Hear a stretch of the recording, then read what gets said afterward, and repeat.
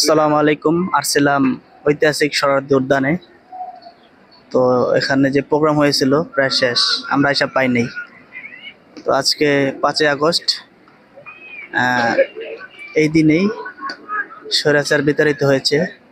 সেই উপলক্ষে এখানে সেই স্মৃতি ধরে রাখার জন্য, উপলব্ধি করার জন্য বিভিন্নভাবে আর্টিফিশিয়ালি বানানো হয়েছিল। তো আমরা এসব পাই নাই।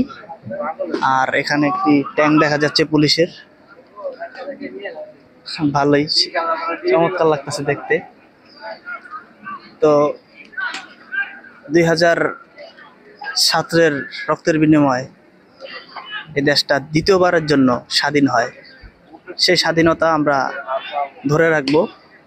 অনেকে এভাবে বিভিন্নভাবে পায়তারা করবে স্বাধীনতা কেড়ে নেওয়ার জন্য। তো একটা দেশের সরকার কখন পলায়ন করে? যখন সে অহংকারী করে, যখন জুলুম করে এবং দুর্নীতিগ্রস্ত হয়, তখনই সে পলায়ন করে দেশ থেকে। তো আমরা শহীদদের আত্মার মাগফিরাত কামনা করব। আল্লাহ তাআলা তাদেরকে জান্নাতের ফেরদাউস দান করুক এবং সেই স্বৈরাচারের উপযুক্ত শাস্তি কামনা করবো আমরা ইনশাআল্লাহ। সবাই ভালো থাকবেন, সুস্থ থাকবেন। আসসালামু আলাইকুম।